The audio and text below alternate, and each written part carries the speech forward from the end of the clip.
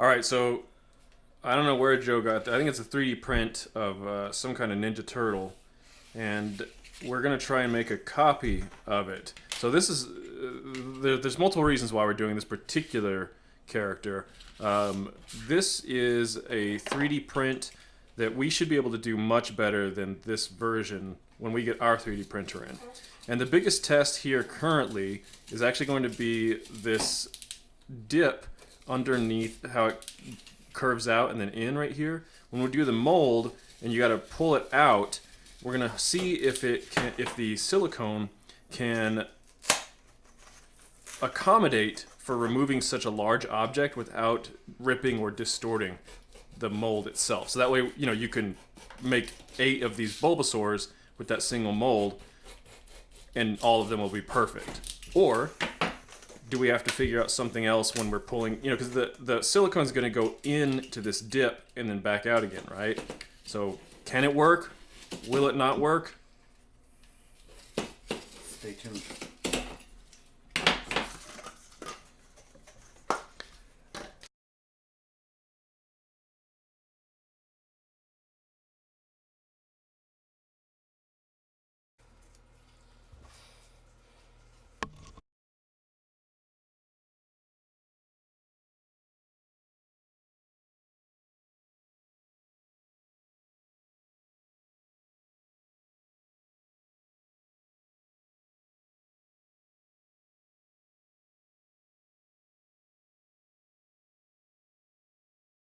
Okay, so we're ready to degas this stuff.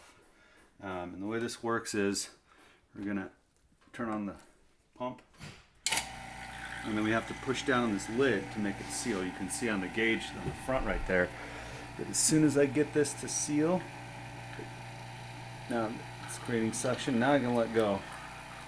And this is really fun too. If you can get down level, you can see this thing start to deform as it sucks in there. Creates that vacuum.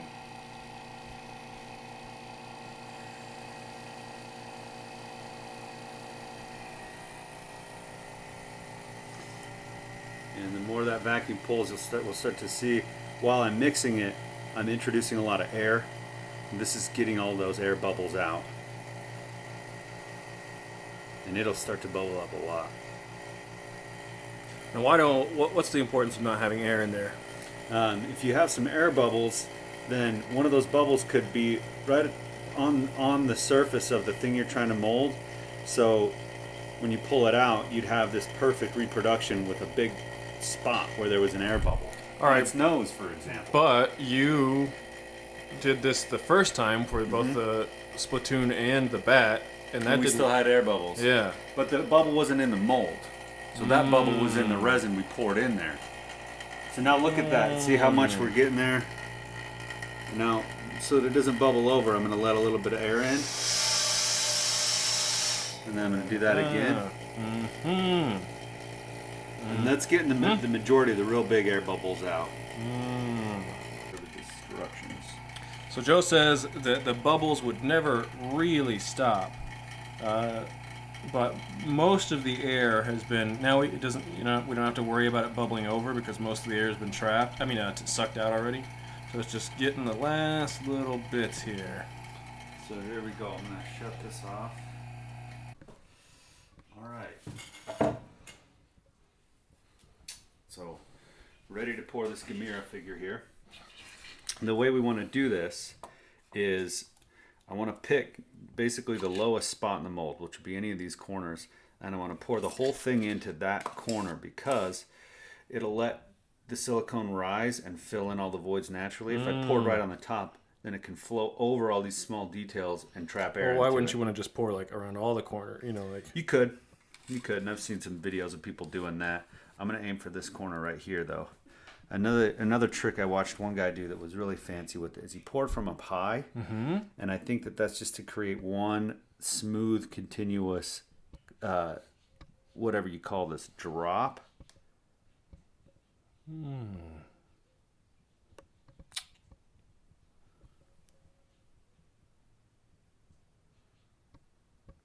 So is there any fear that, here you're using your actual Gamera toy that you got with your limited edition Dreamcast.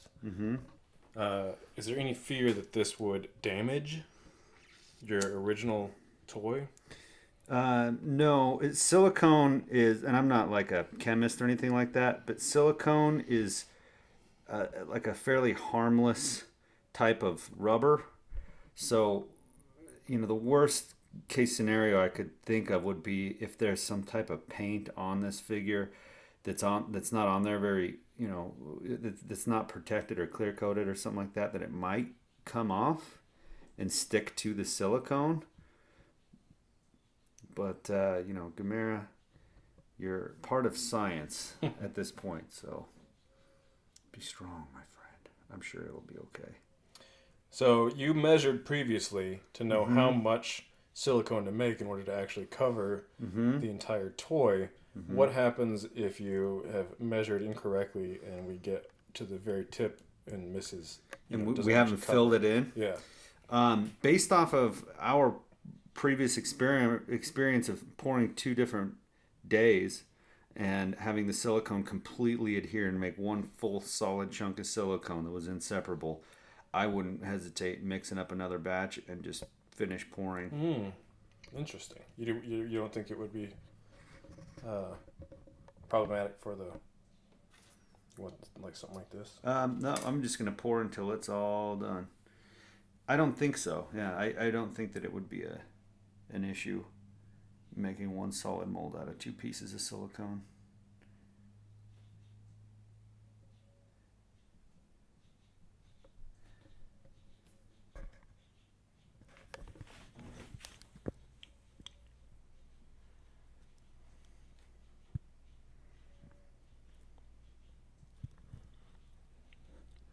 It's got a nice look to it, doesn't it? It does. This nice purple gloopy glob.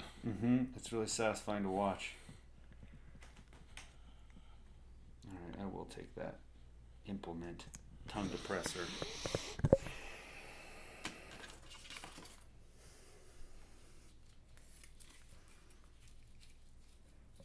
Thank you.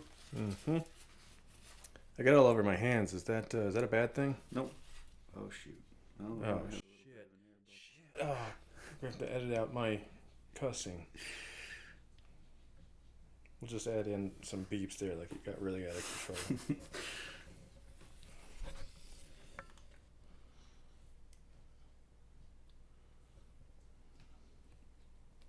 Now, obviously Gamera is covered, but actually we need, it's not that you just cover it, you need a decent amount of silicone above that in order to successfully prevent distortion. Yeah. So we're going with about a 1/2 inch over the top of Gamera's head. And I bet with the way that we're pouring this here at the end that we'll be able to see some air bubbles. You can already see some. I see, yeah. See, they were introduced right there when I just kind of poured when I'm doing that. It's not one continuous. Right. So now it's getting all air bubbly. Good thing this is at the end and unlikely to affect. Now what's going to be cool about this one is because it's a single mold rather than a two piece mold. It's going to the odds are more likely that there won't be any giant air bubbles trapped in his back, and that will result in a much cleaner, smoother, and easier to remove toy.